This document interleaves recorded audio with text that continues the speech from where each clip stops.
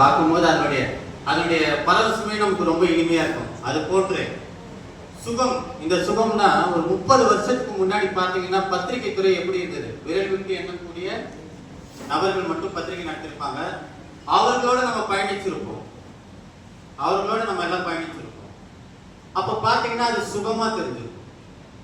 எப்பவுமே ஒருத்தர் முதுகுல சவாரி செய்யும் போது சுகமா தெரிஞ்சிருக்கும்.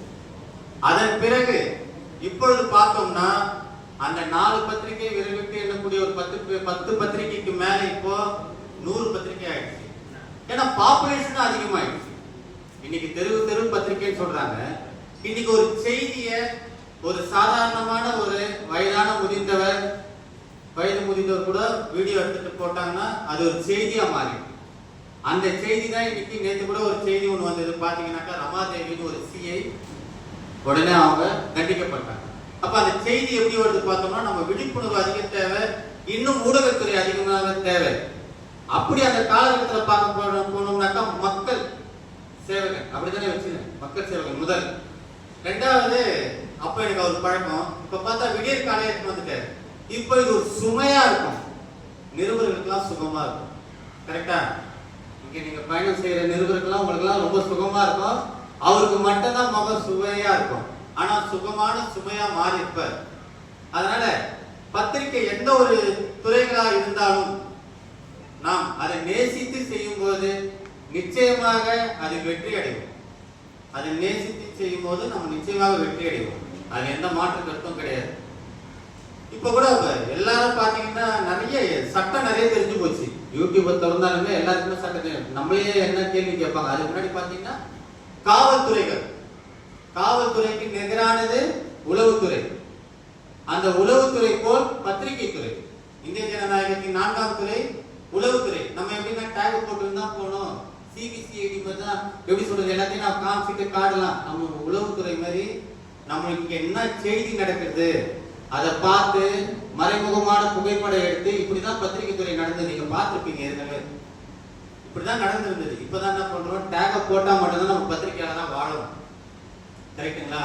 அது போல இன்னைக்கு ஒரு சம்பவம் ஒண்ணு, ஒரு சின்ன சம்பவம் மட்டும் நான் நினைவு கூறி விடைபெறுகிறேன். இன்னைக்கு என்னன்னா, ஒரு தபால் துறை, அந்த தபால் துறையில ஒரு படிக்கட்டு இருக்கு. அந்த படிக்கட்டுல தொடர்ந்து ஒரு 6 மாசம் அங்க ஷிஃப்ட் ஆயிடுறாங்க. அந்த படிக்கட்டு தவறி விழுறாங்க. இன்னைக்கு நமக்கு தெரிஞ்ச வேண்டப்பட்டவர் ஒருத்தர் என்ன பண்ணாரு, நான் நினைச்சேன் நான் பார்த்த உடனே இந்த மாதிரி வயது முதிர்ந்தவர், அவர் ஒரு டீச்சரா இருக்காரு, கவர்மெண்ட் டீச்சர். அவர் என்ன பண்றாரு, கை கால்லாம் அப்படியே ஒரு மாதிரி வலிச்ச மாதிரி நடந்து வர்றாரு. ஏன் இந்த மாதிரி ஆயிட்டீங்கன்னாக்கா, இல்லப்பா இந்த மாதிரி அந்த போஸ்ட் ஆபீஸ்ல நிறைய குழந்தைங்களாம் விழுது. இது ஒரு 6 மாசமா நடக்குது. அந்த அம்மா பார்க்கல. சரி, நமக்கு இருக்கிற நேரத்துல இது ஒரு நேரமா, சரி நீ எதை போய் பாருங்க.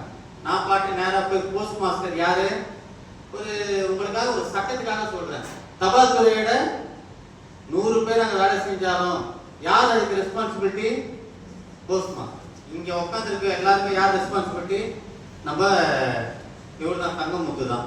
அது போல அந்த இடத்துல அந்த போஸ்ட் நம்ம என்ன கேட்போம், போஸ்ட் மாஸ்டர் எங்கன்னு போய் அந்த அம்மா கிட்ட உட்காந்து கேட்கிறோம், ஏமா இந்த மாதிரி ஆயிட்டு நீங்க ஏன் இதுக்கான ஒரு தீர்வை காணல அப்படின்னா, அவங்க நீங்க சார் இல்ல நான் மெயில் அனுப்பிச்சிட்டேன். எதுக்குமா மெயில் அனுப்பிச்சிங்கன்னாக்கா, இல்ல சார் நாங்க மெயில் போட்டோம். உங்க வீடா இருந்தா இது போல மெயில் பண்ணுவீங்களா?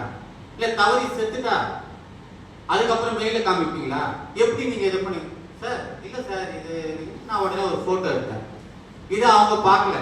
நான் முடிச்சு சரி எனக்கு 5 மணிக்குள்ள இது முடியணும்னாங்க. எனக்கு போட்டோ எடுத்து அனுப்பிச்சாங்க. ஆனா பைக்ல வரும்போது அவங்க எனக்கு ஒரு புது நம்பர்ல என் நம்பர் கொடுத்துருவாரு, கால் வருது. சார் எனக்கு நீங்க போட்டோ எடுத்தீங்களா? எப்படி நீங்க என்ன போட்டோ எடுத்தீங்க? நீங்க எப்படி ஒரு அரசு ஊழியர் தான் என்ன எப்படி போட்டோ எடுப்பீங்க? நான் உங்க பேர்ல கம்ப்ளைண்ட் தருவேன். ரொம்ப சந்தோஷம், நல்லபடியா பேசுனீங்கன்னு பார்த்தேன். அரசு ஊழியர் உங்க வீட்டுல ஒரு நிகழ்ச்சி நடக்குது, அந்த நிகழ்ச்சி ஒரு புகைப்படக்காரர் தான், அம்மா இந்த போட்டோ எடுக்கலாமா, அவரை கூட நிக்க வைக்கலாமான்னு கேட்பேன். நீங்க அரசு ஊழியர் வந்து ஒரு அரசு டேபிள்ல உட்காந்து அபிஷியலா இருக்கிறீங்க, அபிஷியல் இடத்துல தவறு நடக்குது, நாளைக்கு செத்தானா நீங்க தான் எஃப்ஐஆர் வாங்குவீங்க. அதனால உங்களை போட்டோ எடுத்தேன். தவறு நடக்கும் போது எனக்கு புகைப்படம் தேவை, நீங்க என்ன பண்றீங்களோ பண்ணுங்க. இதுதான் சட்டம். இதான சட்டம். அப்போ இந்த சட்டத்தை இன்னும் நம்ம நிறைய தெரியப்படுத்தணும்னா பத்திரிகையாளர்கள் பல விஷயங்களை நம்ம செய்திகளை சேகரிக்கணும். மேடம் சொன்ன மாதிரி நம்ம டேக் போட்டுக்கிறோம், போலீஸை பார்த்தா பயப்பட வைக்கிறாங்க அப்படின்னு. டேக் போடாமலே போலீஸுக்கு நம்ம யாருன்னு அடையாளம் காமிக்கணும். அதுதான் பத்திரிகையாளர். அதனால இந்த விஷயங்களை நீங்க எல்லாரும் அனைவரும் உணர்வுபூர்வமாக ஏற்றுக்கொண்டு எப்படின்னா அவருக்கு சுமையாக இல்லாமல் இப்பவே நீங்க சுகமாக வாழ பழகி கொள்ளுங்கள். அவருக்கு உதவி செய்து இந்த விடியற்காலை நல்லா வெற்றி பெற வேண்டும் என்று கூறிக்கொண்டு பகுஜன்புர தமிழ் மாத இதழ் சார்பாக கூறிக்கொண்டு விடைபெறுகிறேன். நன்றி.